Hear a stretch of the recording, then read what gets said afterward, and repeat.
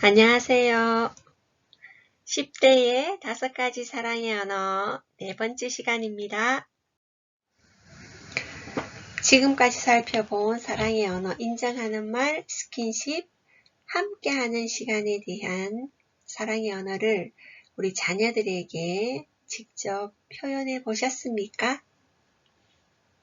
지식적으로만 알고 있지 말고 손발로 실천할 때 사랑에 목말라 있는 우리 아이들이 놀랍게 변화될 것이에요. 오늘 강의는 사랑의 언어 네 번째 봉사와 마지막 선물에 대해서 살펴보겠습니다. 먼저 사랑의 언어 봉사에는 아낌없이 주는 봉사, 조정하는 것은 사랑이 아니다. 보답하는 사랑, 봉사에 관심 집중하기에 대해서 함께 살펴보겠습니다. 사랑은 사람을 치유합니다. 주는 사람과 받는 사람 모두 치유합니다. 칼 맺는 거는 사랑을 이렇게 정의했습니다. 정말 사랑은 주는 사람과 받는 사람 모두를 치유하는 것 같습니다. 사랑은 생명을 성장하게 하는 가장 큰 힘입니다. 모든 것이 다 있어도 사랑이 없으면 생명은 성장하지 않죠. 이것이 하나님의 원리입니다. 생명이 그분의 작품이라면 사랑은 생명을 자라게 하는 영양분이죠. 생명은 하나님의 소유이므로 그분이 공급하시는 사랑으로만 자랄 수 있습니다. 10대의 5가지 사랑의 언어 강의의 목적은 자녀의 사랑의 욕구를 효과적으로 채워주는 것입니다. 그러나 말처럼 쉽지 않죠. 대부분의 부모들은 자녀들을 사랑한다고 단언하지만 그 사랑을 효과적으로 전달하지 못하고 있다는 거예요. 참 안타까운 사실이죠. 효과적으로 사랑을 전달하기 위해서는 10대들의 사랑의 언어를 배워야 하고 그들에게 사랑의 언어를 표현해 주어야 합니다. 부모의 역할은 봉사가 중심된 일이죠. 봉사의 주된 목적은 최선의 것을 해주는 것이에요. 봉사는 쉽게 얘기해서 집안일입니다. 집안일을 누군가 해야 하지만 부모는 부모라는 이유로 자식들에게 봉사합니다.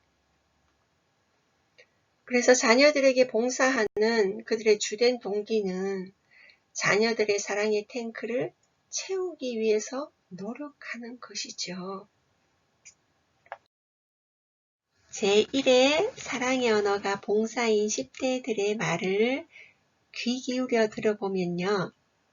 제가 가장 사랑받았다고 느끼는 것은 부모님이 저를 도와주시기 위해 열심히 일하신 것이라고 생각합니다. 엄마는 직장 생활을 하시면서도 언제나 음식을 손수 만들어 주시곤 했어요. 이렇게 표현합니다. 부모가 10대 자녀에게 아낌없이 주는 봉사는 진정한 감정적인 사랑의 표현이죠.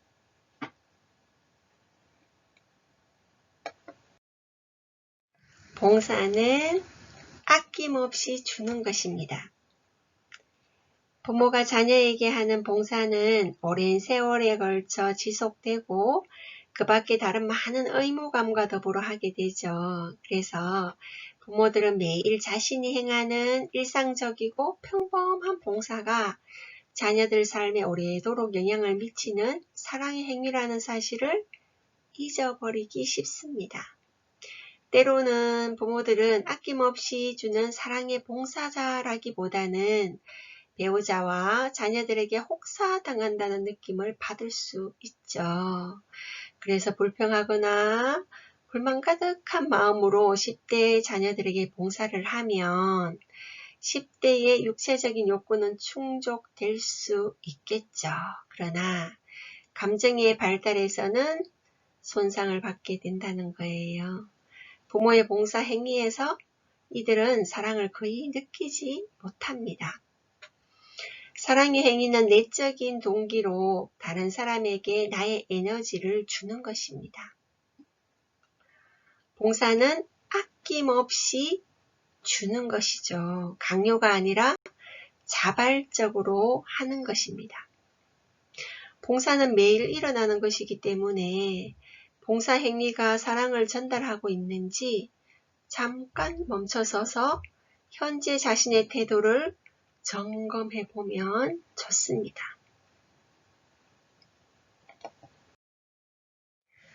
둘째, 조정하는 것은 사랑이 아닙니다. 10대 자녀들은 부모의 사랑과 보살핌을 받고 있지만 안타깝게도 그들은 거의 그 사랑을 잘 느끼지 못한다는 것이죠. 왜 이런 모순이 생길까요? 바로 부모들이 자녀에게 사랑을 전하는 방법을 잘 모르기 때문입니다. 부모의 뜻대로 자녀를 조정하려는 것은 사랑이 아니에요. 부모가 자신이 바람직하다고 생각하는 것들을 자녀로 하여금 하게 하기 위해서 너가 이렇게 하면 내가 이렇게 해줄게. 이렇게 자녀를 조정하기 위해 봉사라는 사랑의 언어를 이용합니다. 그러나 이것은 10대 자녀와 계약을 맺으려고 거래를 시도하는 것 또는 일종의 물물교환 방식이지 사랑의 표현은 아닙니다. 흔히 우리 부모들은 자신도 모르게 이러한 사랑을 표현하고 있을 수 있습니다. 조종은 절대 사랑의 표현이 아닙니다. 사랑은 일한 대가로 얻는 것이 아니죠. 사랑은 값없이 주는 선물입니다. 우리는 10대 자녀들을 조건 없이 사랑해야 합니다. 하나님의 사랑은 우리의 자격이나 행위나 성취나 상관없이 우리를 있는 모습 그대로 사랑하시는 조건 없는 사랑입니다. 우리도 그와 같이 자녀에게 조건 없는 사랑을 전해야 합니다. 조건 없는 사랑을 받은 자녀는 어떠한 일이 있어도 부모가 나를 사랑한다는 확신 가운데 두려움 없이 밝게 성장합니다.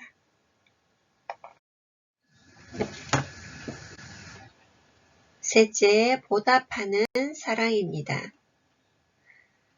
보답하는 사랑에는 역할 모델과 지도하기, 바른 길로 지도하기, 10대가 정체성과 독립심을 기를 것을 도와주기입니다. 먼저 역할 모델과 지도하기를 보면 부모의 봉사는 자녀에게 봉사와 책임감을 심어주는 본보기가 될 수 있죠. 부모들은 종종 이렇게 말합니다. 내가 만일 10대 자녀에게 계속해서 봉사해 준다면 자녀가 스스로 하는 일을 언제 배우고 다른 사람에게 봉사하는 법을 어떻게 배울 수 있을까? 이런 질문을 합니다. 부모는 10대 자녀에게 계속해서 봉사해 준다면 그들이 과연 독립심과 능력을 개발시켜 나갈 수 있을까? 이런 걱정이 앞선다는 거죠. 그러나 자녀들을 위한 부모의 행동이 유익하다고 믿는 한 자녀들이 부모에게 원하는 것을 할 때 우리는 조건 없는 사랑의 역할 모델을 하는 것입니다. 하지만 우리는 이런 봉사 행위를 현명하게 선택해야 합니다. 그렇지 않으면 우리는 받기만 하고 주지는 못하는 의존적인 10대 자녀를 길러내게 될 것이기 때문입니다.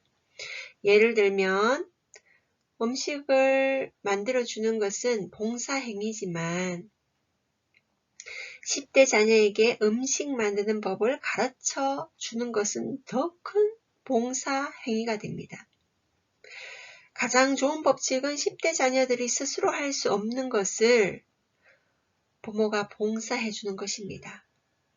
어렸을 때는 그들의 옷을 세탁해 주었지만 10대가 되었을 때는 어떻게 옷을 빠는지를 가르쳐 주는 것. 이것이 10대 자녀를 독립적인 행동과 성숙으로 인도해주는 역할 모델입니다. 바른 길로 지도하기. 우리 10대들이 무엇을 해야 할지 부모들이 그 10대에게 말로 설명해 주는 것이 그들에게는 도움이 됩니다. 예를 들어서 13살 된 아들에게 엄마가 이렇게 말합니다. 이제 너도 10대가 되었으니 엄마는 너와 개인적인 생각을 나누고 싶구나. 어렸을 때는 음식을 장만하고 빨래, 너의 방 청소 등 모든 것을 해주었지만 이제 이 모든 것을 너 스스로 할 수 있도록 가르치고 싶구나.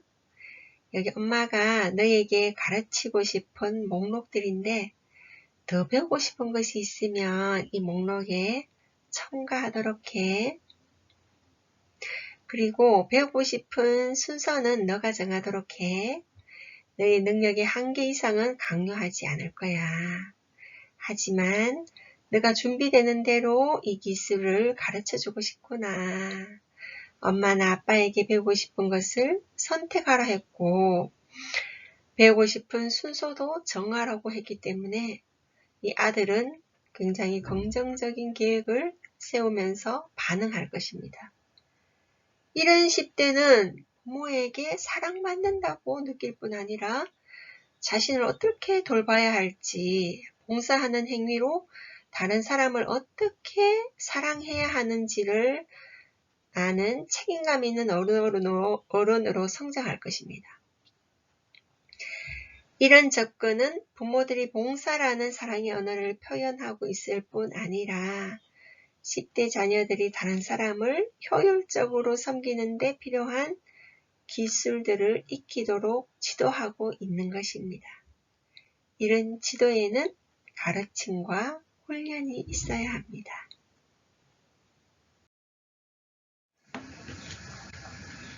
10대가 정체성과 독립심을 기르는 것을 도와주어야 합니다.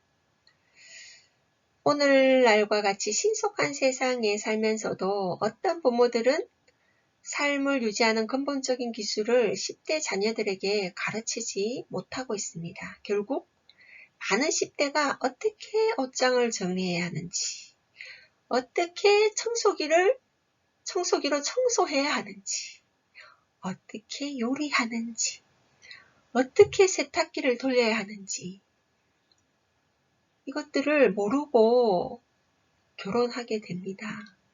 그들은 서로를 섬기는 기본적인 기술 면에서는 완전히 서투릅니다. 그들의 부모들이 봉사라는 사랑의 언어를 어떻게 표현하는지 전혀 가르쳐 주지 못한 것입니다. 어린아이일 때는 다 해주다가 10대가 되어 어떻게 하는지 가르쳐 주려 할 때는 분명히 많은 시간과 에너지가 필요합니다. 그러나 10대의 감정적, 사회적 안녕보다 더 중요한 것은 없죠. 10대 아이가 봉사하는 것을 배우면 그 아이는 자기 정체성이 강화될 것이에요. 10대 아이가 가족 외에 다른 사람에게 봉사할 때 그는 긍정적인 반응을 얻을 것입니다. 더욱이 그런 기술을 익히면서 그 10대 아이는 자신을 위한 삶을 보전할 수 있고 상당한 독립심을 기를 수 있을 것이에요. 사랑은 자녀들이 어렸을 때는 그들을 먹이는 것이지만 10대가 되었을 때는 스스로 먹을 수 있도록 가르치는 것입니다. 우리나라도 전체 부부 중에 맞벌이 부부 비중이 점점 늘어나고 있습니다. 여기에서도 10대 자녀의 부모도 맞벌이입니다. 그의 부모는 직장일로 바빴고 이 아이의 제1의 사랑의 언어가 봉사임에도 불구하고 이 아이는 부모에게 전혀 도움 요청을 하지 않았습니다. 그리고 그는 이렇게 말합니다. 13살 때 아빠한테 수상 스키를 타는 법을 가르쳐 달라고 부탁했더니 아빠는 너무 위험하고 또 제가 너무 어리다고 하셨어요. 기타 치는 법을 물었을 때는 제게는 아무런 음악적 재능이 없으니 그건 돈 낭비라고 하셨고요. 엄마에게 요리하는 법을 물은 적이 있는데 엄마는 자기도 배워본 적이 없다고 하셨어요. 이 아이의 부모는 그에게 먹을 것을 주었고 살 집을 제공했고 입을 옷을 사주었지만 사랑의 필요를 채워주지 못했습니다. 그의 제1의 사랑의 언어는 봉사였지만 그의 부모는 그의 사랑의 언어를 어떻게 표현해야 하는지 한 번도 배워본 적이 없었습니다. 그들은 기본적인 물질적인 필요는 공급해 주었지만 그 아이의 관심사항에는 민감하지 못했습니다. 결과적으로 그 아이는 부모에게 거부당하고 사랑받지 못한다고 느끼게 되었죠. 그러나 그 부모는 다른 많은 부모처럼 아이를 굉장히 사랑했습니다.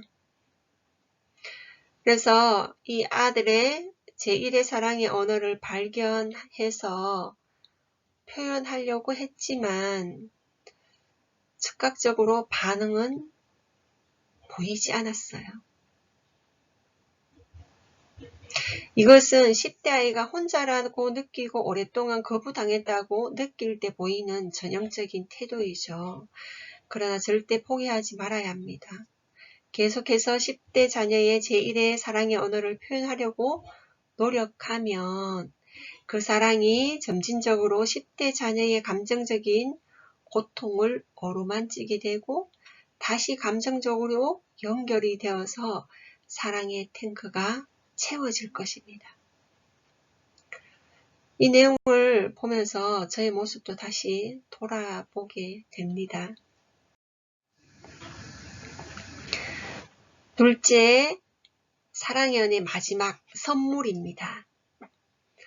선물을 선물되게 하는 것, 선물의 형식, 선물을 주는 것, 선물의 종류에 대해서 살펴보겠습니다. 첫째, 선물을 선물되게 하는 것.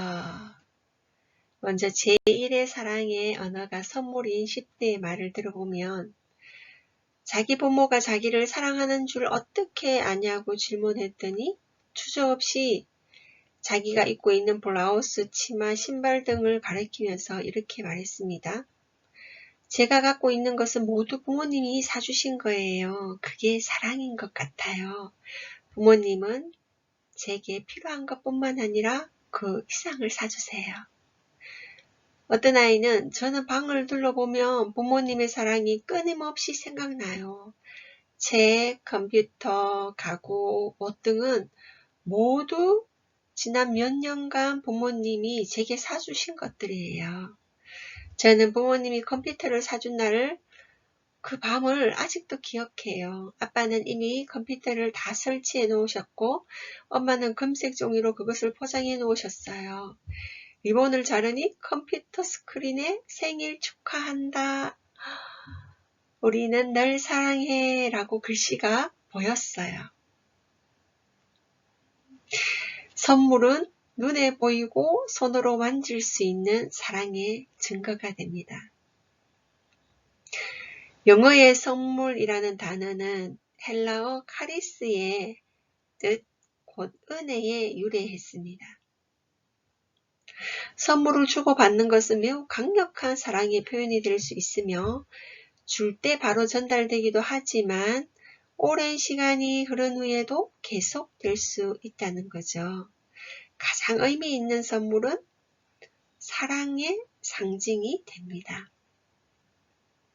선물이 10대 자녀들을 조종하기 위한 것이거나 그들이 원하는 것과의 거래 조건이나 10대 자녀의 노동에 대한 단순한 대가가 되어서는 안 됩니다.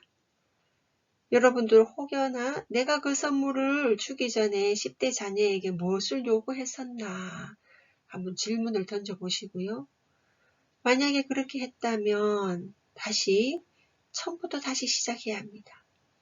진정한 선물은 무엇을 요구하는 것이나 봉사한 대가로 지불하는 것이 아닌 그 사람에 대한 사랑의 표현이죠. 주는 자가 자발적으로 기꺼이 주는 것입니다. 만약 당신이 정성 어린 마음으로 우리 10대들에게 선물을 주면 그 선물이 크든 작든 상관없이 그들도 감사하는 마음으로 반응하게 될 거예요. 선물에는 형식을 갖춰야 합니다. 여러분들도 과거에 받은 중요한 선물을 돌이켜 생각해 보면 그 선물은 어떤 것이었는지, 누가 주었는지, 어떻게 포장되었는지, 어떻게 당신에게 증정되었는가, 또 그 선물이 말, 스킨십 혹은 그 밖에 다른 사람의 표현과 함께 증정되었는가.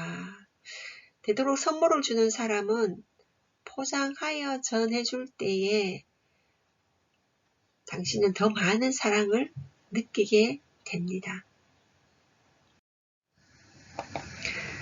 선물의 목적은 10대 자녀에게 나는 너를 사랑한다는 의미를 전달하는 것입니다. 그러나 10대 자녀를 둔 부모는 이것을 기억해야 합니다. 형식을 간소화하면 선물이 주는 감정적인 힘이 줄어든다는 거예요. 예를 들어 아들이 테니스 신발을 사달라고 하면 엄마와 아빠가 아들을 쇼핑몰로 데려가서 신발을 사줍니다. 아들은 방금 산 신발을 신고 가게를 나섭니다. 그게 전부입니다.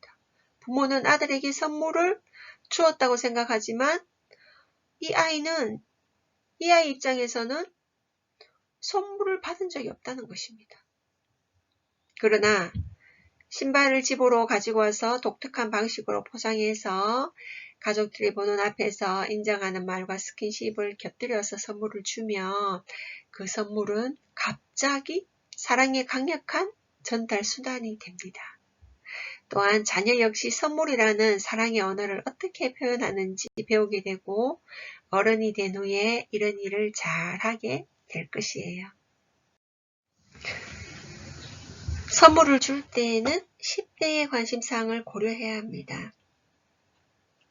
당신이 과거에 누군가에게 선물을 받았는데 당신이 원하지 않는 것이어서 거의 사용한 적이 없었던 경험이 있죠. 다들 그런 경험이 있을 거예요. 선물을 준 사람은 그 선물을 사는데 상당한 시간과 고민, 돈, 정성을 다 들였을 거예요. 그러나 그것은 너무나 고맙지만 선물 자체는 쓸모가 없었다는 거죠. 우리도 이와 유사한 선물을 10대 자녀에게 줄 수 있다는 겁니다. 선물이 10대 자녀에게 사랑을 전하는 데 감정적인 효과가 있길 바란다면 10대 자녀의 관심사항을 고려해야 합니다. 당신의 취향에 맞는 것이 아니라 10대 자녀의 취향에 맞는 것을 사야 한다는 거죠. 10대 자녀에게 단순하게 말해보십시오. 이번 달에 내가 선물을 줄 건데 뭘 받고 싶은지 2-3가지 정도 적어줄 수 있겠니? 가능하면 상세하게 적으렴. 상표, 색상 같은 거 말이야. 이렇게 말하면 모든 10대가 굉장히 행복해 할 거예요. 또 만일 10대 자녀가 준 정보가 모호하다면 어떤 것을 받고 싶은지 직접 쇼핑몰을 데려가서 갖고 싶은 것을 보여달라고 해도 괜찮아요. 그런 다음에 나중에 다시 가서 그것을 사고 예쁘게 포장해서 인정하는 말과 스킨십으로 전해주면 10대 자녀에게는 굉장히 의미 있는 선물이 될 거예요. 선물의 종류에는 개인적인 선물과 귀한 선물이 있습니다. 모든 선물은 가족들 앞에서 줄 필요는 없습니다. 어떤 선물은 개인적으로 줌으로써 그 가치가 높아질 수 있어요. 개인적인 선물뿐만 아니라 귀한 선물도 있습니다. 가정마다 가족에게 의미가 있는 것, 조상대대로 전해 내려오는 것일 수 있고 10대 자녀에게 줄 목적으로 산 것도 있겠죠. 선물을 줄 때 반드시 선물의 중요성과 상징을 나타내는 말을 해줘야 합니다. 그리고 10대 자녀를 향한 따뜻한 말과 함께 스킨십을 동반하면 더 효과가 만점이겠죠. 10대 자녀가 감정의 격변기를 지날 때 이런 선물들은 부모의 진정한 사랑을 상기시켜 줍니다. 그리고 그 선물을 쳐다볼 때마다 종종 부모의 인정하는 말이 기억나고 따뜻한 사랑이 되살아날 거예요. 그래서 모든 10대에게 이런 귀한 선물들은 약간씩 필요합니다. 또 사이비 선물이 있습니다. 저자는 10대에게 필요하지 않는 선물을 사이비 선물이라고 말합니다. 이것은 진정한 사랑의 자리를 빼앗는다는 거죠. 바빠서 때로는 집을 비우는 부모들, 즉 함께하는 시간, 봉사, 인정하는 말, 스킨십 등의 사랑의 언어를 표현할 시간이 거의 없는 부모들이 자신의 부족한 부분을 메우려고 자녀들에게 이런 선물을 주곤 한다는 거죠. 이런 일은 대부분 부모가 둘 다 직장 생활을 할 때 발생합니다. 10대 자녀는 스스로 아침을 만들어 먹고 학교에 가고 빈집으로 돌아옵니다. 그리고 부모가 에너지가 고갈된 채 집에 오기까지 자기가 하고 싶은 일을 합니다. 가족들은 음식점에서 사온 즉석 음식으로 저녁을 해결하고 각자 자기 컴퓨터 앞으로 갑니다. 그리고 내일도 이런 과정이 반복될 것입니다. 이런 가정들은 사이비 선물이 자녀들에게 정기적으로 전달되곤 합니다. 돈이 충분하니 선물을 신속하게 살 수 있고 10대 자녀는 자기가 원하는 것을 다 갖게 됩니다. 하지만 그런 사이비 선물은 외로운 10대 자녀의 사랑의 탱크를 결코 채워줄 수 없습니다. 10대 자녀들은 부모에게서 5가지 사랑의 언어를 통해 사랑을 받아야 합니다. 제1의 사랑의 언어만 표현하고 나머지 4가지 언어는 무시하라는 말이 아니죠. 10대 자녀의 제1의 사랑의 언어를 더 깊이 표현하면 자녀의 사랑의 탱크가 더 빨리 채워진다는 것이에요. 하지만 다른 4가지 사랑의 언어도 표현하면서 이를 보충해 주어야 합니다. 오늘 강의는 여기까지입니다. 오늘은 사랑의 언어 봉사와 선물에 대해서 살펴보았습니다. 다음 주에는 굉장히 중요한 주제인 10대의 제1의 사랑의 언어 발견하는 방법에 대해서 강의하도록 하겠습니다. 감사합니다.